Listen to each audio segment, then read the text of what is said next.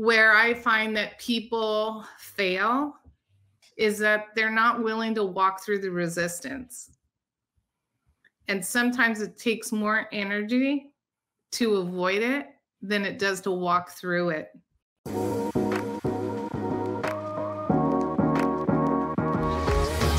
Hello and welcome to Love as a Business Strategy, a podcast that brings humanity to the workplace. We're here to talk about business, but we want to tackle those topics that most business leaders shy away from. We believe that humanity and love should be at the center of every successful business. And I'm your host, Jeff Ma.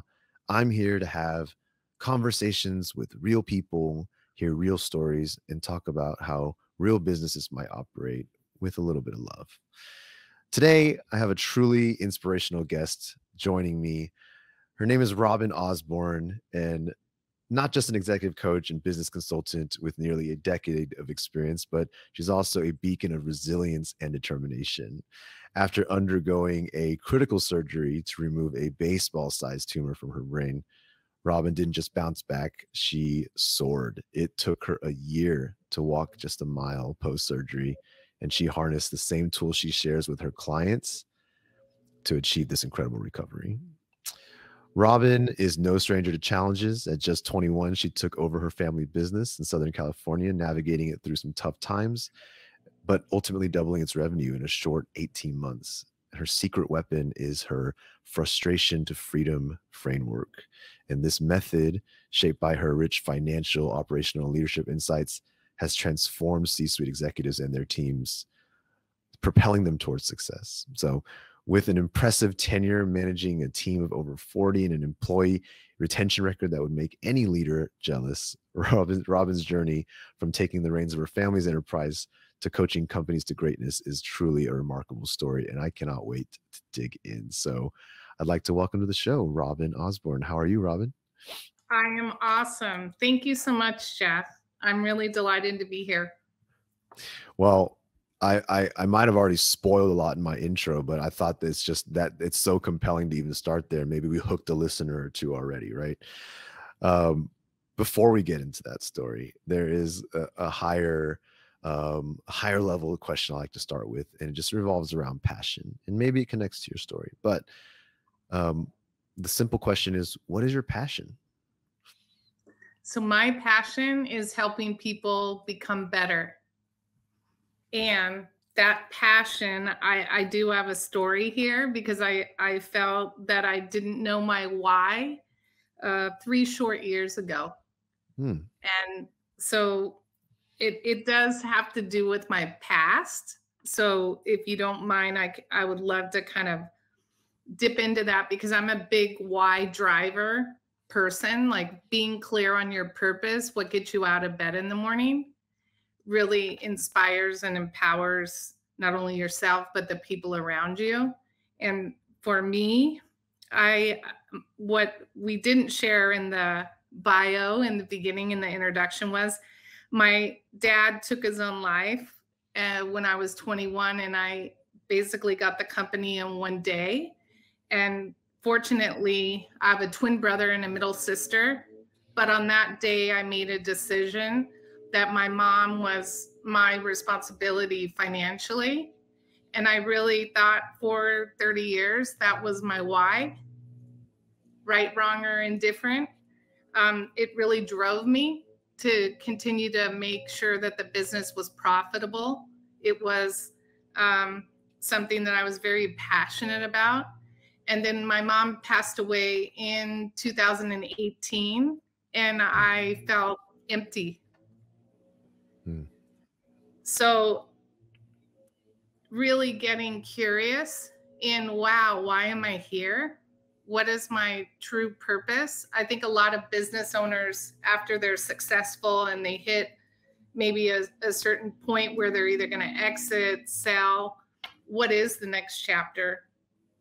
And for me, I got the gift of a brain tumor. And through that recovery process, I discovered my new why, which is taking my story and the gift that God gave me and getting a second chance to really help people become better in business and their personal life. So Robin, I'm really curious where along this story that starts all the way back at age 21 is this part of your brain tumor come in, and I don't mean to pry, but maybe a little bit more to help give that context of where in your journey that is. Sure, I'd love to share that. Actually, next month is my 2-year anniversary post surgery. So Wow. 2 years ago is when I went in for emergency surgery. They didn't know if I was going to make it. A carotid artery straddled it. They said I might lose my vision. I may never speak again. And if they hit the artery, I'm not going to make it. So I had to say goodbye to my family, my sons, both boys, my husband, super tight, amazing family and friends. So I said goodbye. So it was almost like dying and getting to come back. Wow. Because 5-hour surgery, amazing neurosurgeon, and woke up. They couldn't shut me up. The nurse told my husband, tell her to chill out because she's trying to take control of the ICU. So for me, the humble journey, when you have a surgery like that, it impacts everything, your entire body.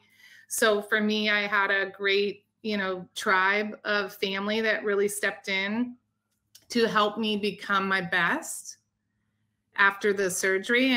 And what I recognize in the surgery is it's just like business. You're assembling a team, and the ultimate goal is for me to be healthy and to not have any deficits. So it's a definite miracle.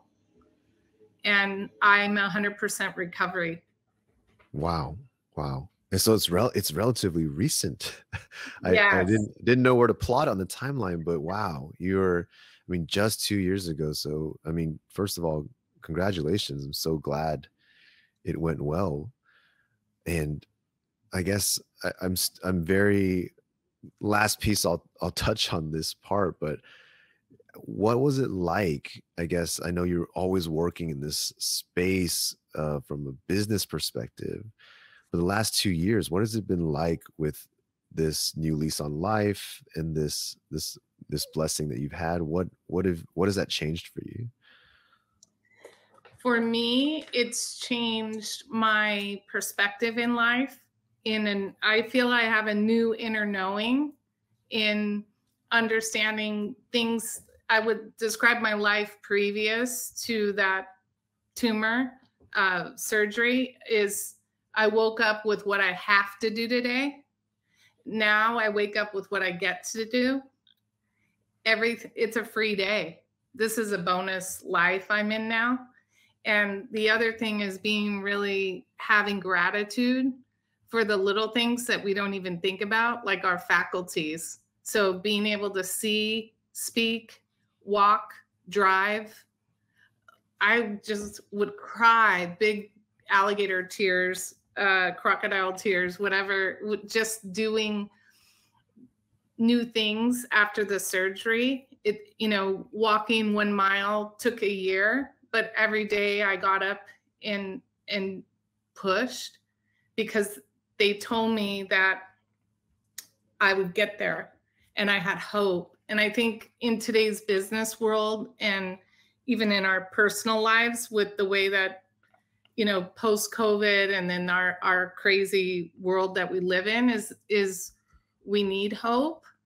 And to me, I would say the main ingredient for hope is love.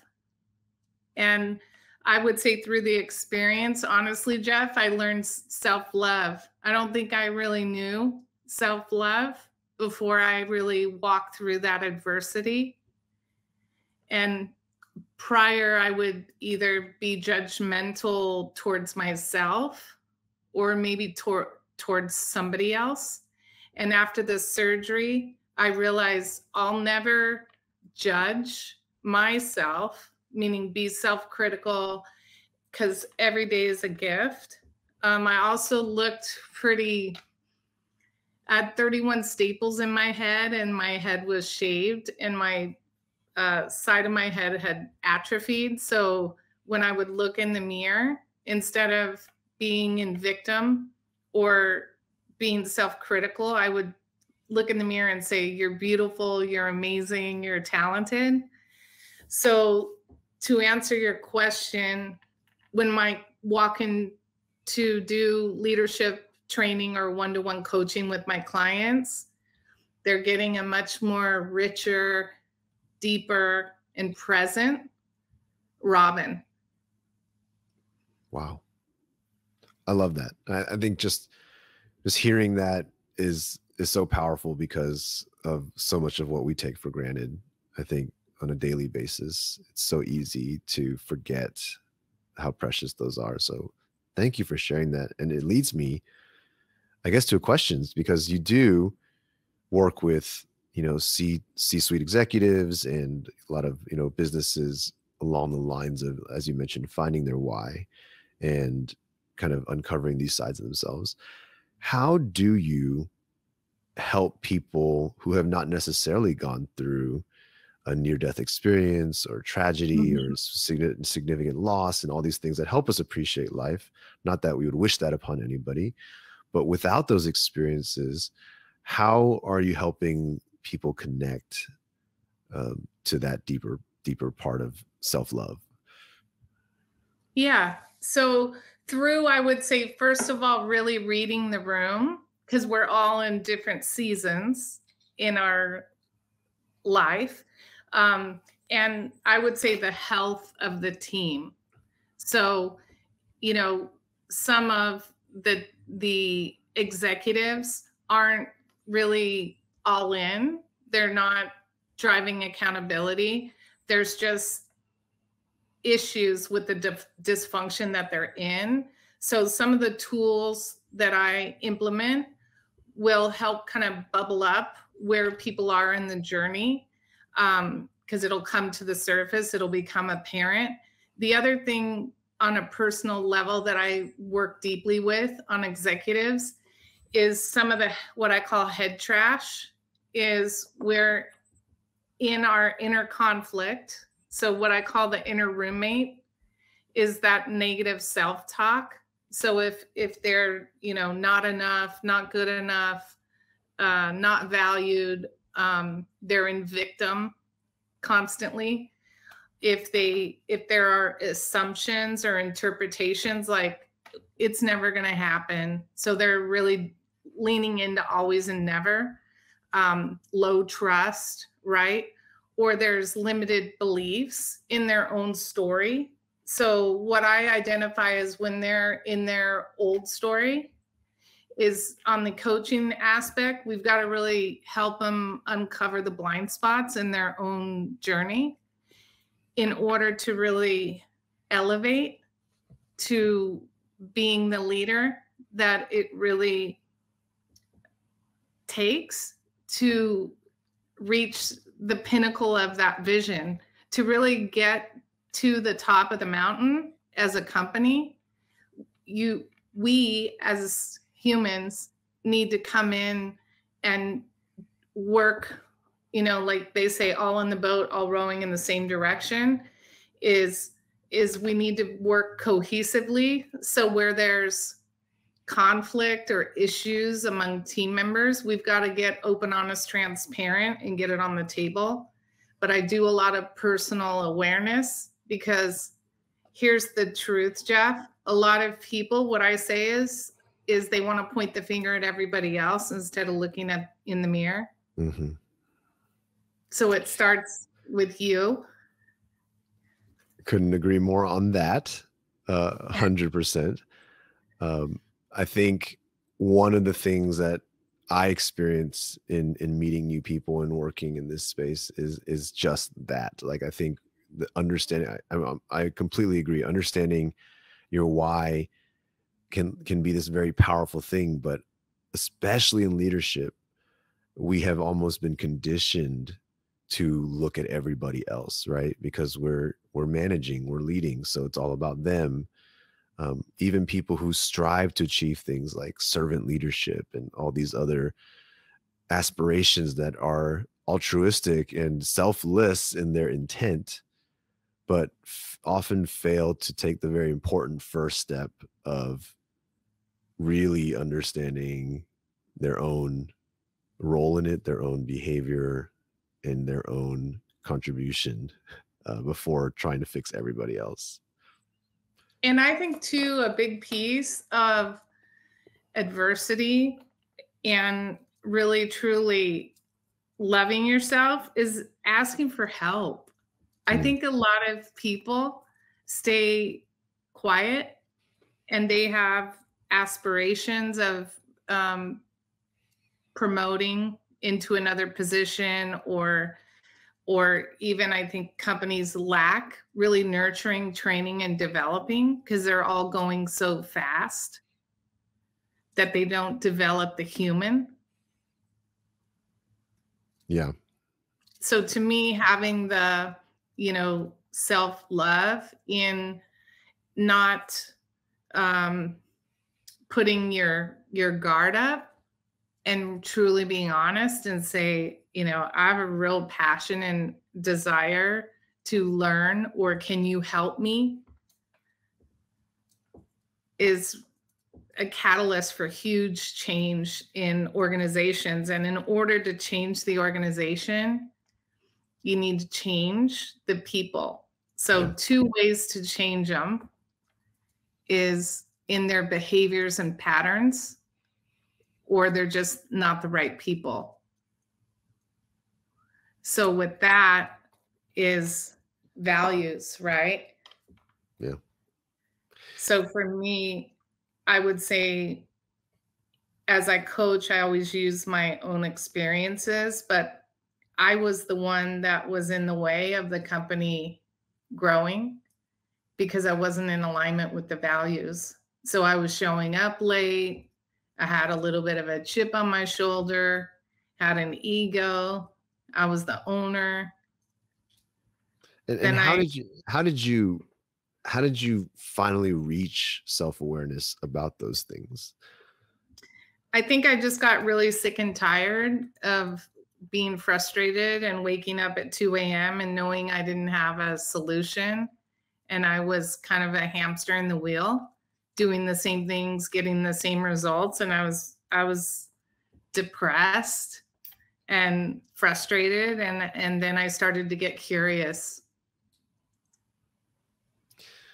A lot of times when we struggle and when you reach that point of frustration and tipping point and depression, sometimes it exacerbates some of the thoughts going through our head, such as if your frustration is with the business and you've been looking outward and blaming everyone else and your team and all these other things, it just gets more and more frustrating.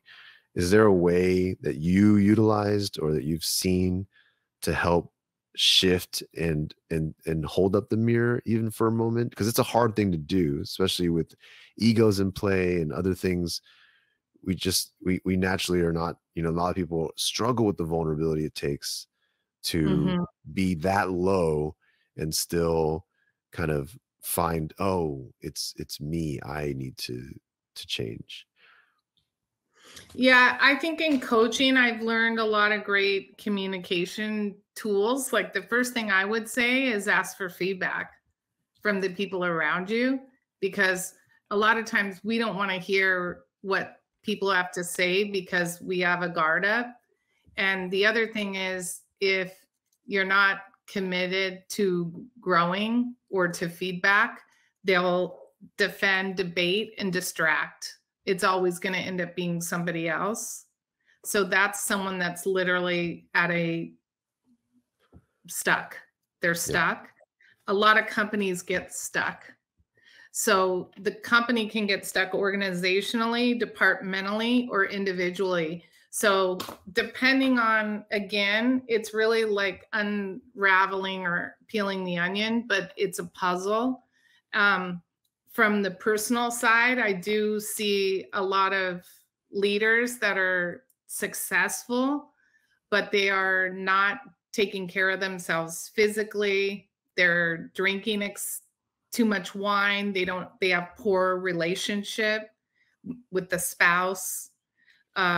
So what I call the you driver? Like, what are you doing for you to recharge the tank? And that to me, again, is love, through adversity in companies, for you to put yourself first and take care of yourself physically, mentally, spiritually.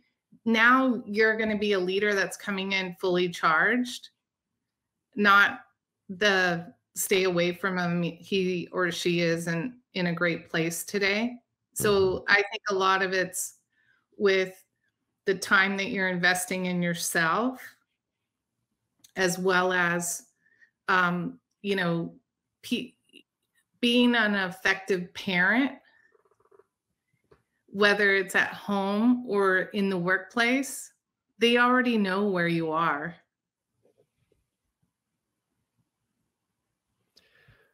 Interesting hot take on the being an effective parent at the home or otherwise. I think I love that. I love that framing, and I think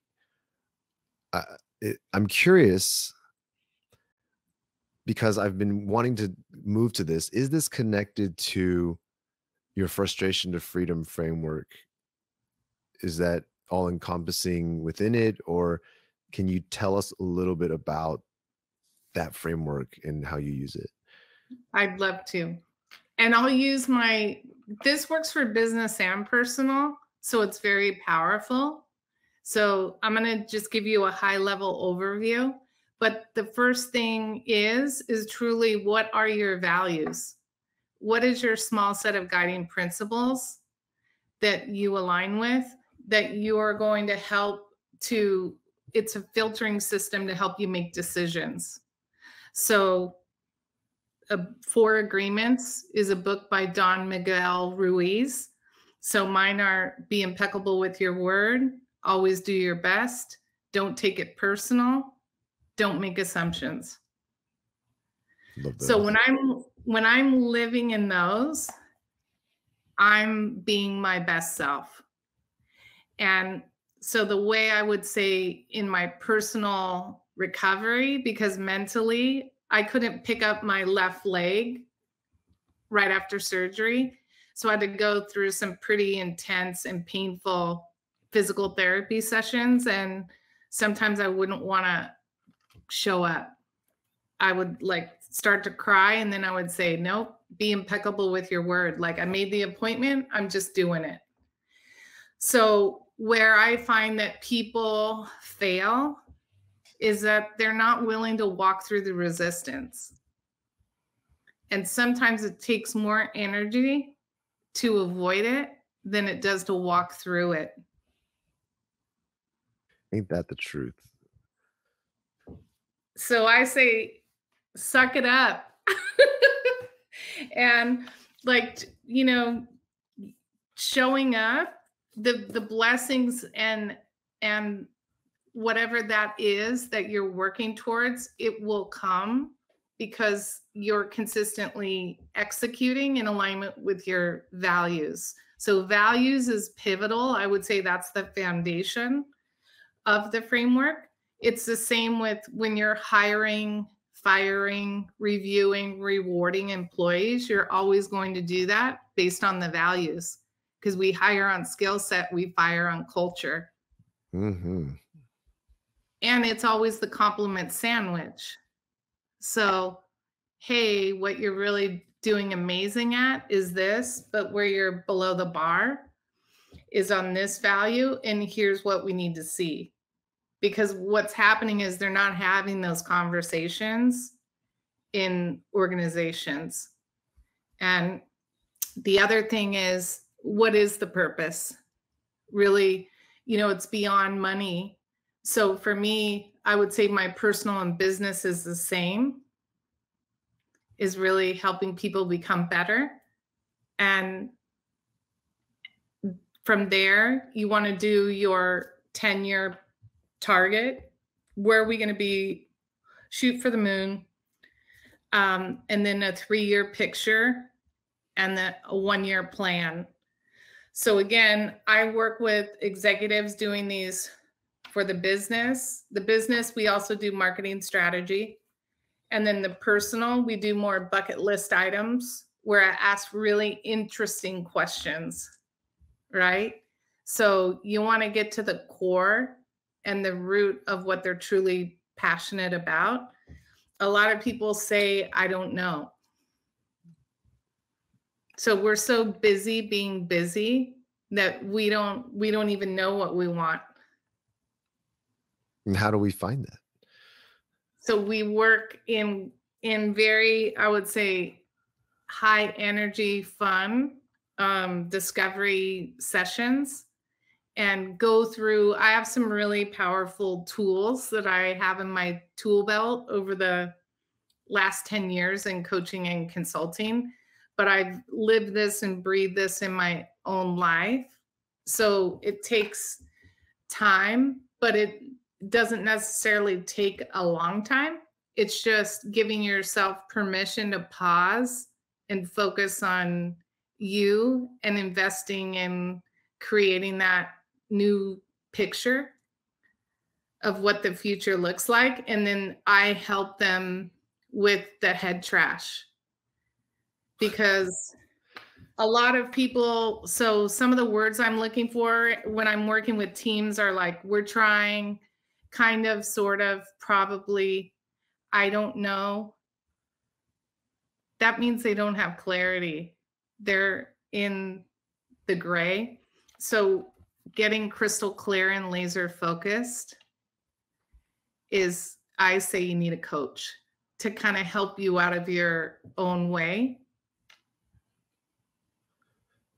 That makes a lot of sense. And I'm thinking of myself right now. And there's this element of,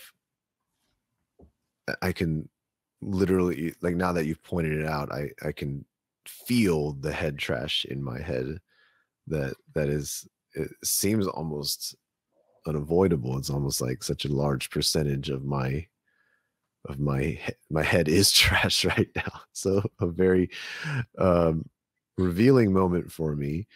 Where does the freedom part of the frustration to freedom framework kind of come from? Is it purely of like getting rid of that excess and finding that comfortability with yourself? Is that close? I would say the freedom part of it, I'll use my own story if this helps, but the other side of it is that, again, freedom is truly like, what does amazing look like? So a lot of times it's like, we want more time, we want to make more money, we want to spend more time with our family. So let's reverse engineer it. Let's start at the end, create the picture. So freedom is really building, reverse engineering the system to enable you to get to that end result. So for me, freedom and relief is, I was running a mom and pop shop and I was the answer man for 40 people. It was very exhausting. I couldn't see past today, or I was living also in the past, like challenges. And so releasing the past and writing a new chapter and a new story is, first and foremost, I would say, truly freedom is when you're now, like I say, we don't drive looking through the rearview mirror. We got to drive looking forward. And so people are so like closed off into their either present or past situation that it's almost like a mind block to look forward. In companies, a little bit different, but sometimes they're just picking numbers out of the air because they haven't really aligned with their team. Not everyone's either knows the vision, it's been communicated. Like, in order to really get behind a vision in an organization, first and foremost, we got to share it. I believe that they need to weigh in to buy in. So we need to ask and get curious. But from a personal perspective is, allowing yourself to dream and not just what do they call that? Just tolerating where you're at, accepting it. Yeah. So very, very tied into, like, when we say bring humanity back to the workplace, the mental imagery that's conjured of the workplace without it is a large mass of people who just individually and collectively are just tolerating. And the dream is this vibrant, robust environment where people are excited and looking to change for the better and constantly growing together and finding new things together. So what you painted was, very much connected and aligned with everything I'm here for. So that's amazing. Awesome. And I was at a client yesterday, and the executive said, I feel very undervalued. And so my job is to discover what that means. And I think in the workplace, what leaders need to do is start using what and how questions and really listening. I think listening is an underrated skill set, but well, what does undervalued mean? What would it look like to change it? Like, really understand, because we can assume or think that we know, but until we actually really sit and hear, like listen to hear, not to react. Yes. Yeah. Well, Robin, thank you so much for the time you took today to, like, really vulnerably share your story and your journey with us, and painting the picture for how that really has flowed into how we can really benefit from the knowledge and expertise you bring. So I really appreciate the time you took today. Thank you, Jeff. Is there anywhere you'd like to send people or share with people that can be a resource for their own growth? Absolutely. They can go to www.robin, Osborn, OSBORN.com. So that's my website. They can just email me. I'd love to give 30-minute complimentary discovery session in how I can help them to become better. Absolutely. Thank you for offering that. And I hope people take advantage of it, because this was a great conversation. I think 30 minutes with you has been great here. I'm sure it'd be great for anybody who wants to take advantage of that. So with that, we will close out today with a thank you to everybody for listening in, staying with us. Every week, same plug. Love is a Business Strategy. If you haven't read it yet, go read it. If you don't have a copy, go get one. If you can't afford one, hit me up. I'll send you one. We love it. We believe in it. We want to share it with the world. So please check it out. The podcast, subscribe, rate, tell a friend, all the good things. And with that, we thank everybody for tuning in, and we will see you all next week.